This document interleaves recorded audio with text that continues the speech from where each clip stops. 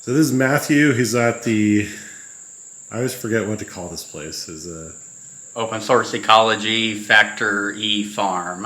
Okay. And Maysville, Missouri. he calls it the Builders Academy Workshop or something like that. Does he call it that? I don't know. Something like that. I'm kind of getting some of the names mixed up myself, yeah. So, yeah, and we're in the shop, whatever he calls that, the workshop here, yeah. So what is your basic background? What brings you here? Like, what's the moment that you started? Like, do you have a housing condition, a crisis, or something you want to get out of? And this is a solution for that. And so does that attract you to this? And,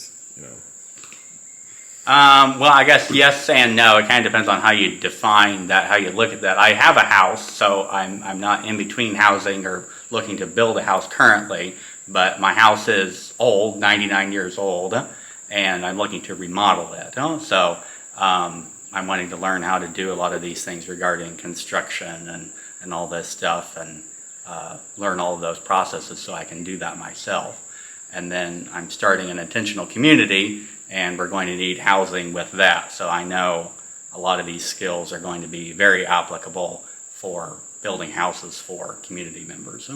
Oh, so you're gaining skills to not only renovate your house, like learn how to do that, but then do the future either renovations or builds, right? Yes. Yeah, that's what I'm hoping for. Yep. I have a situation like that where I have to renovate my house, and now I have another property with a fixer-up house. Plus, I have an opportunity to build from scratch and do Okay. it. So I have multiple reasons. So when you say intentional community, what do you mean by that? A community of like-minded people getting together, working together, living together on the same property or adjoining properties. Yeah, so this is a Christian intentional community that I'm forming. Mm-hmm. Oh, that's fantastic. Yeah. So like-minded people, how do you connect with like-minded people? Is it just through... I'm still figuring that part out. It's just a lot of meeting people, talking to people. I'm kind of already encouraged in the people I've met and talked to here, that are pursuing similar goals in terms of, wanting to learn how to build things and everything. Then part of it's been some of the events I've done, demonstrations and things like that. And I do have a website for the intentional community. There's been some people that have contacted me from that. So what is that website? It's alternative-everything.org. Okay. Yeah, which kind of sums up, I guess, a lot of my vision for what we're wanting to do is create alternatives to a lot of the broken systems that are in the larger world. Of course, housing is the one that immediately comes to mind. Just affordability, accessibility. If we can do a lot of these things ourselves, look at it a little bit different way and create those things for ourselves, I think we're going to be a lot better off. Yeah, that's exactly what we're doing here. Mm-hmm. So that is a benefit for you to take back to your efforts in your own little community. Yes. Your house too. Yeah, that's right. No, that's fantastic. I have that same thing. On a small scale, I was experiencing that. I was thinking that. And then I thought I was one of the few, or I thought I was the only one thinking that. Oh, okay. And then I saw on YouTube, some people are thinking of that. And then I met Marcin, and I meet you, and then, so in a way, it's the kind of like word of mouth that kind of that makes it happen. People get connected that way. Yes. I've met people through my YouTube channel, and they've. That's one way like-minded people connect, because they see your videos, they see how you think. Yes. And then there's the physical part where you get together physically and start working on stuff together. Yeah.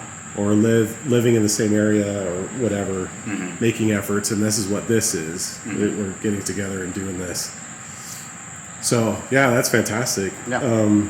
Yeah, there's more people. I could go off on a long rabbit trail, but there's a lot more people out there, I think, interested in a lot of these things and learning how to build and intentional community and things like that than most people are aware of. It can be a challenge to connect with them, certainly, but I do believe there's a lot of them out there. Huh? I've discovered the same thing, because once you start discovering those pockets of people, you discover that there's a network of them. Yes. And you discover more of them. Yes.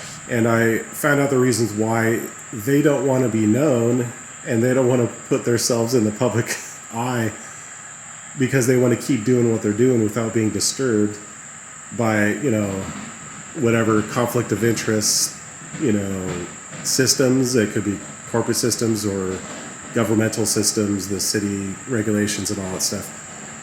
Yeah, that's part of it. And it's hard to both promote and work. Huh? And if you have to choose one, it's like, well, let's do the work rather than promote what we're doing. And it's challenging to do both. Huh?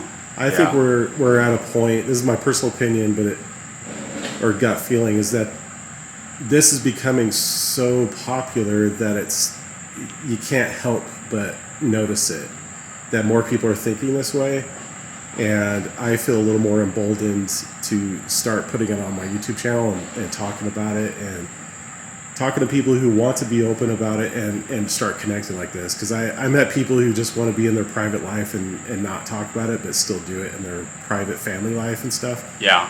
But I want to find more people who want to be open about it and talk about it and have that more of a stronger movement going. That would be good, huh? Yeah. So, the movement's going on regardless. It's just connecting and talking about it. Yeah, that's right. Yeah. Yeah, like I said, I think there's more people out there than you're aware of. And I don't know, a lot of those people or how to make a lot of those connections necessarily. I think of blacksmithing as a very good example, as people think, oh, well, there aren't hardly any blacksmiths out there. And that's what I keep telling people. It's like, no, there's a lot more out there than you're aware of. It's just, you're just not seeing it. That's just not a world you're aware of. Huh? The individual blacksmiths, the groups, the associations, the meetings, the conferences, it definitely does exist. Huh? That's kind of my world. That's my experience. I've got a lot more experience with that than I do intentional community. But I think there's a definite parallel with that. I think there's a lesson to take from that. Huh? Yeah. So, yeah. That's cool. That's so good to hear. So give your website again. The community is alternative-everything.org. Okay. Yeah. Alternative-everything.org. Yes. Okay. That's awesome. So I'll put that link down below. Is there anything else you want to say? I don't know. That depends on how controversial you want to be and whether or not YouTube will leave your video up. Huh? I don't know. Yeah, So maybe what are the things that make you want to feel, the efforts that you're making are making you feel a hope that there's freedom ahead, like opening up to, and freedom from what? That could get controversial too. Okay, so I would say a lot of the obstacles I think people have in their lives, whether you're talking about housing or intentional community or learning blacksmithing, are their own preconceived ideas and their own assumptions. I think that's like the first one and the big one, and people have a hard time recognizing that. It's like my dad said, people never need help with their own assumptions. So people get stuck in that thinking on what things are, or what they can do or what they can't do, what they can afford, what they can't afford. And I think if people could kind of reimagine that, rethink that, and see the possibilities, the potential that's out there, they could have a lot better life, a lot more freedom, that, be a lot better for them and everybody around them. So what specifically are you thinking about with potential? Well, I mean, I think this, if we keep bringing things back around to housing, that they can learn how to build their own house and build an affordable house, and it's not something that's unattainable or unaffordable. Marcin has so many good examples here of different things you can do, different ways to go about it. That's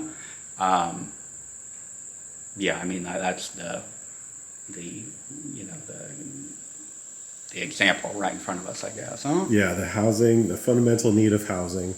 Yeah. And then other needs like, I guess, tractors. I mean, machinery. Yeah, exactly. Obviously, he has the plans. Yes, has built them. Real world examples. So that basic concept, putting it within the reach of the common person, having it an open source so people, if they want to build it, they can with their materials that they have or that they order, and then they can repair it as well. Yeah, exactly. Yeah, they know how it's put together, so they can fix it too. Yeah, that's so wildly different from what we're used to. Yeah. And so that's why we're talking about this, so people grasp the idea of what this is. Yeah. It's in the spirit of liberty. It's like when it's an open source, it's free for anybody, and it's within their reach. Yeah. So they could go into their own backyard, so to speak, and have the materials available for them to either build or repair or make a life for themselves. Yeah. That's the concept. Yeah, exactly. Starting with housing, and then we'll get into the other things too. Yeah. All kinds of other stuff. Yeah. Including blacksmithing. Yeah. Always like to talk about blacksmithing. Yeah. Cool. This was for the broken heart, lame, the weak, too afraid to start the dreams that only came to pass them by. Here's to the broken man who stood and watched when he heard you can, 'cause it shows me that faith is more than sight.